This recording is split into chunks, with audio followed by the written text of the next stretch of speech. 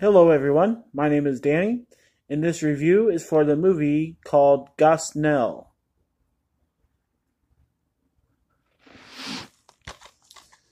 As you can see, this has more of a movie title name, but I'm not going to say it a million times over and over again.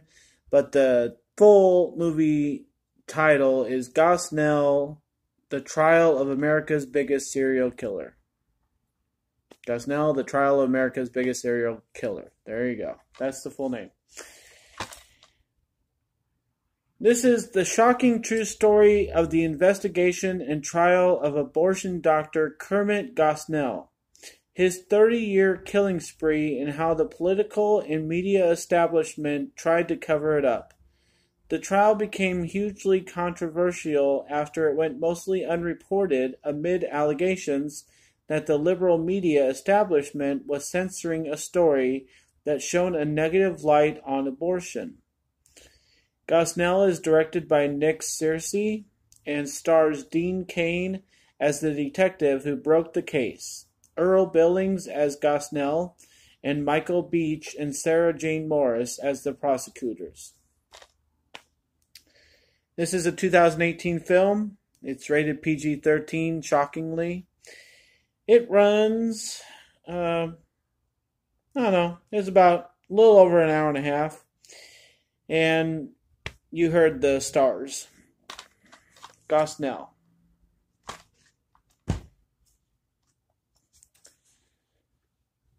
I'm going to be very serious on this review, and I thank you for watching it if you are. This is a disclaimer review for a disclaimer of a movie. That if you are not able to stomach the issue that is abortion, just don't pay any attention to this movie. Don't pay any attention to this review. It's hard to listen to. It's hard to talk about. It's even harder to watch a whole hour and a half movie about it. So this is not for everybody. Just want to put that out there first and foremost. As far as this movie goes, I really liked the acting. I thought it was tremendous. I thought everybody played off of each other well. There was a couple funny moments here and there thrown in to keep it kind of light for the first 20 minutes. Kind of get you rolling, kind of get you, comfortable.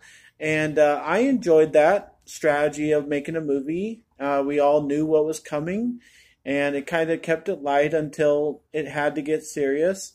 So I appreciate the director's kind of way of handling things for people who are not going to be comfortable watching this, but maybe kind of have to because they put it on their list to watch.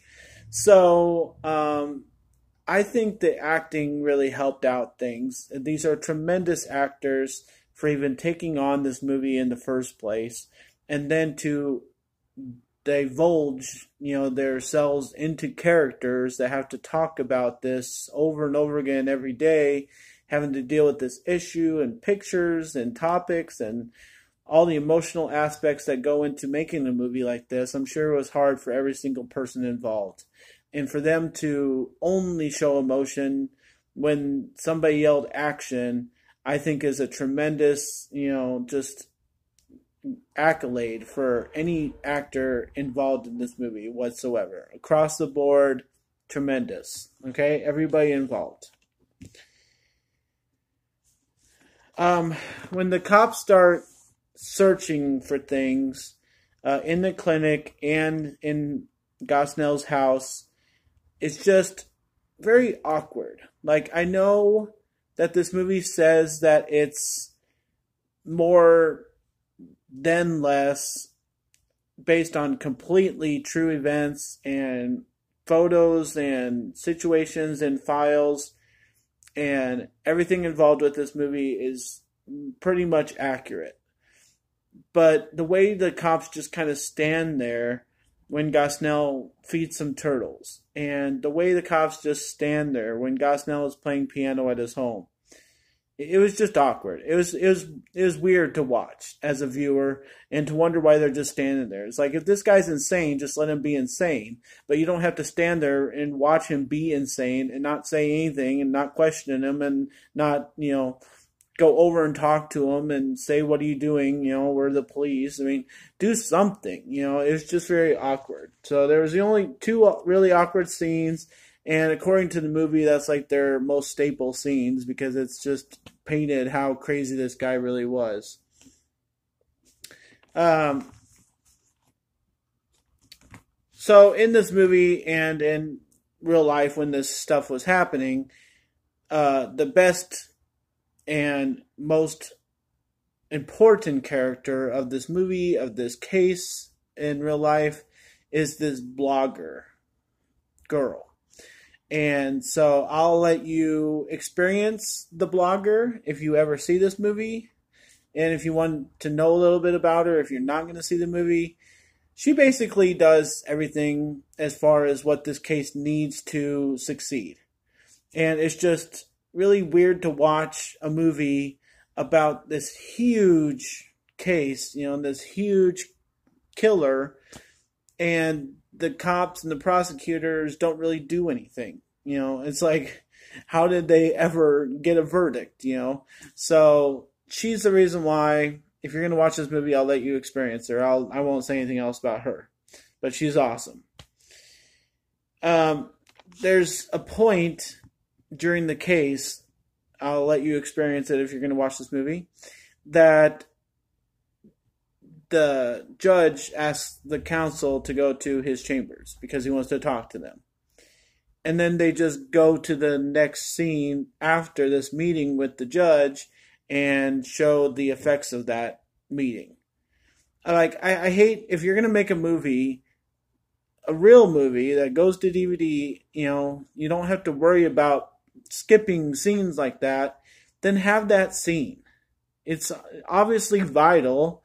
You know, just have them arguing for a couple minutes. You know, it's not that hard to put that into your movie, you know, and make it a real movie. You know, I mean, you're so by the book and so by this file and have these pictures according to this true case. Make it more of a movie feeling and have what you're supposed to have as a movie and have that extra scene that we all kind of wanted. It's just weird to skip it. It makes you seem like a TV movie taking a commercial. It's awkward.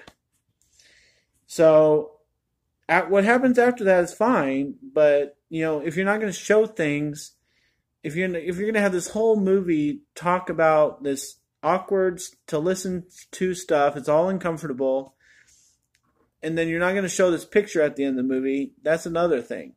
If you're not going to have the guts to do the things that movies need to do by showing a scene in the judge's chamber and a picture that everybody, you know, is obviously shocked by, then don't make your movie. Don't make a movie about this stuff if you're uncomfortable with things. It doesn't make any sense. The only last thing that didn't make any sense was it actually tells us on the screen that the jury takes 9 days to deliberate. 9 days? Like, when you're watching this movie, it seems like the most slam dunk case ever. And I mean, I just said out loud when I was watching, I'm like, I would have taken 9 minutes. You know, I wouldn't have taken 9 days. So it's kind of crazy. I know there's a lot involved, and some of you watching, if you had ever watched this review, will say, well, you know, he doesn't know what is all involved with deliberating. Well, that's fine. That's true. But I'm just saying that it seemed like such a slam dunk case. I don't even put up on the screen that it took 9 days to deliberate, because it just seems like it shouldn't have taken that long. And I think that's what everybody would say if they're watching this movie. So I can't underestimate anybody's level of being grossed out or being uncomfortable. And I'll say that one more time before I end this review.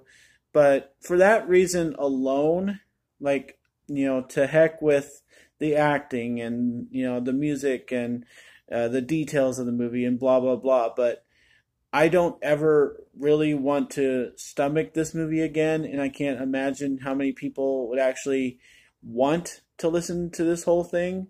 And for it not having guts at the end, and the fact with the blogger being involved, I'm going to give Gosnell, The Trial of America's Biggest Serial Killer, I'm going to give that movie a C.